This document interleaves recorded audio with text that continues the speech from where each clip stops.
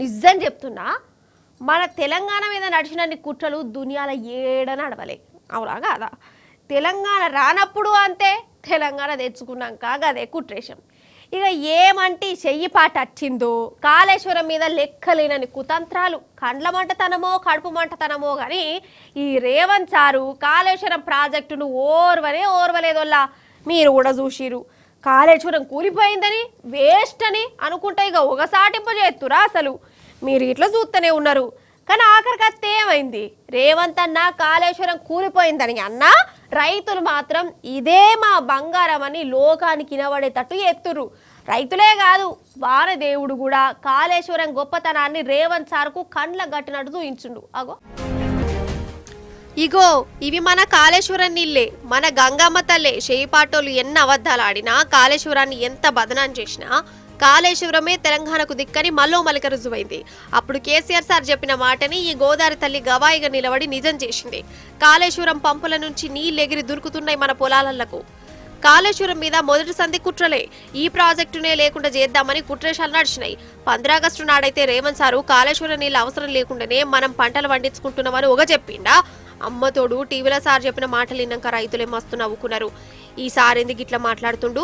అబద్ధం ఆడితే అతికినట్టనన్ను ఉండాలి కానీ ఆ అబద్ధం ఎంతకాలం అని నిలబడుతుంది? ఏ కాళేశ్వరం అయితే బేకారని రేవంత్ సార్ అన్నాడు, అదే నోటితోని కాళేశ్వరం పంపులను షాల్ చేయరి, నీళ్ళను వంపురి అని ఆఫీసర్లకు చెప్పిండట. కాళేశ్వరం అన్ని మోటార్లు షాల్ చేసి ఆఫీసర్లు నీళ్ళని ఎత్తి పోతాన్లు. ఇప్పుడేమంటాడు రేవంత్ సారు? ఇప్పుడేమంటారు చేయిపాటోళ్ళు? కేసీఆర్ సార్ ఆనవాళ్ళు లేకుండా చేస్తాన్న రేవంత్ అన్న కాళేశ్వరాన్ని పొతం పెడదామని ఉపాయం చేసిండట. అందుకే ఇది అక్కర్లేని ప్రాజెక్ట్ అని అందరి మెదలకు వచ్చేటట్టు చేసిండట.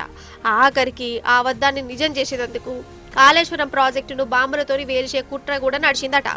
ఇది వింటుంటే ఎంత గలీజోడైనా గట్ల చేస్తాడా అని అనిపించచ్చు. ఎంత కోపం ఉంటే మాత్రం నీళ్ళు ఇచ్చే ప్రాజెక్టును గట్ల బాంబులేసి వేల్తారా అని అనుమానం కొట్టచ్చు. అయితే ఆర్ఎస్ ప్రవీణ్ కుమార్ సార్ మాటలు ఇన్నాక మీరే ఆలోచన చేయరి. ఒక పిల్లర్కి మీరు చూడండి, ఇంట్లో ఒక భీమం తర్వాత కాలం, వీటికి ఎక్కడ కూడా క్రాక్స్ రావు. వస్తే గోడలకు అప్పుడప్పుడు ప్రెషర్ డిఫరెన్సెస్తో వస్తాయి.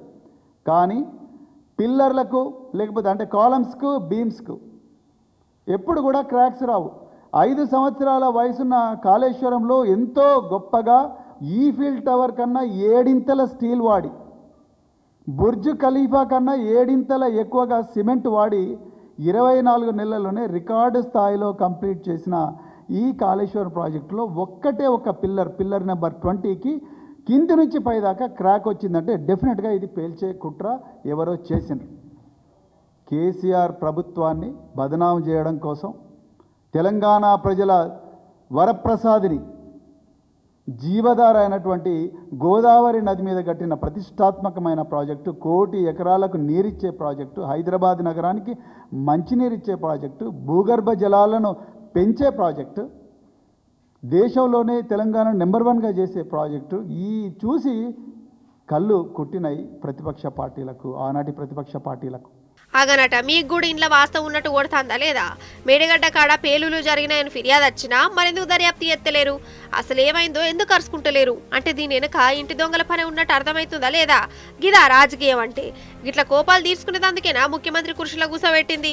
మన కేసీఆర్ సార్ కాళేశ్వరం కట్టేటప్పుడే చెప్పిండు, 3 ఏళ్లు వానలు పడకున్నా కరువు వచ్చినా తెలంగాణ రైతులకు ఈ ప్రాజెక్టుతో నీళ్ళ కరువు అనేదే ఉండదని.